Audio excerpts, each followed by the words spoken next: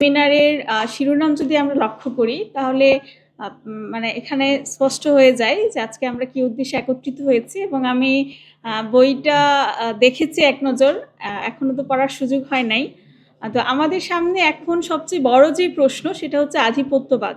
মানে এখানে আমরা মেইনলি হচ্ছে ভারতীয় আধিপত্যবাদটা নিয়ে কথা বলছি, কিন্তু আমরা যদি শহীদ শরীফ ওসমান হাদি ভাইয়ের মনস্তত্ত্বকে আরেকটু বিশ্লেষণ করার চেষ্টা করি, আমরা সেখানে আরো অনেক ধরনের মানে আরো যে আধিপত্যবাদ যে সুযোগ আছে মার্কিন মানে আরো যেগুলো আছে সবগুলোর বিরুদ্ধে আসলে তার অবস্থানটা আমরা দেখতে পাই।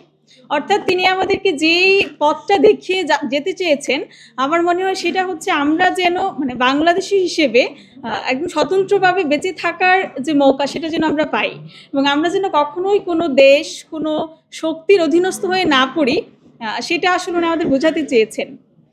তো এখানে অনেক গণ্যমান্য ব্যক্তিরা আছেন এবং সবাই চমৎকার আলোচনা করেছেন, শুনছিলাম যে আমাদের জানাশোনার পরিধিটা আসলে এখনো অনেক মানে এখনো অনেক ক্ষুদ্র, এবং আমরা যেই সময়টা পার করে এসেছি আমাদের জন্মের পর থেকে আসলে আমরা কখনো মুক্ত মস্তিষ্কে চিন্তা করার সুযোগটা আমরা কম পেয়েছি।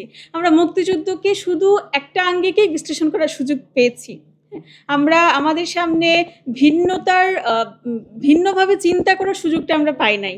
তারপরেও আমরা যে আমাদের যে প্রজন্ম তারা আসলে দেখিয়ে দিয়েছে যে সেইখান থেকেও জুলাই গণঅভ্যুত্থান, সেখানে হচ্ছে যে অবদান জুলাই প্রজন্ম রেখেছে আমাদের এই সমবয়সীরা, বা আমাদের মাধ্যমে যে অভ্যুত্থানটা হয়েছে, সেখানে আমরা স্পষ্ট দেখতে পেয়েছি যে চিন্তাকে আসলে মানে অবরুদ্ধ করে রাখা যায় না। অনেক চেষ্টা করা হয়েছে আমাদের শুধুমাত্র একভাবে গড়ে তোলার একটা প্রজন্মকে, কিন্তু সেটাকে আসলে কোনোভাবেই তারা সফল হয় নাই।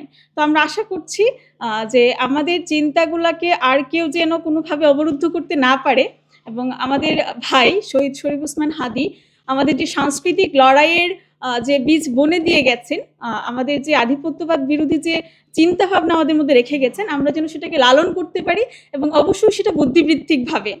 আমরা শুধুমাত্র মুখের ফাঁকা বলি কিংবা সহিংসতা অথবা মানে শুধুমাত্র ১-২ দিনের একটা মানে বিপ্লব করে ফেলার মতো পরিস্থিতি না এনে আমরা যেন একটা দীর্ঘ বিপ্লবের প্রস্তুতি নিতে পারি। আমরা বুদ্ধিবৃত্তিকভাবে এবং কালচারালি সেটাকে মোকাবেলা করার প্রস্তুতি নিতে পারি। সেই আহ্বান রেখে আমি আমার কথা শেষ করছি। আসসালামু আলাইকুম।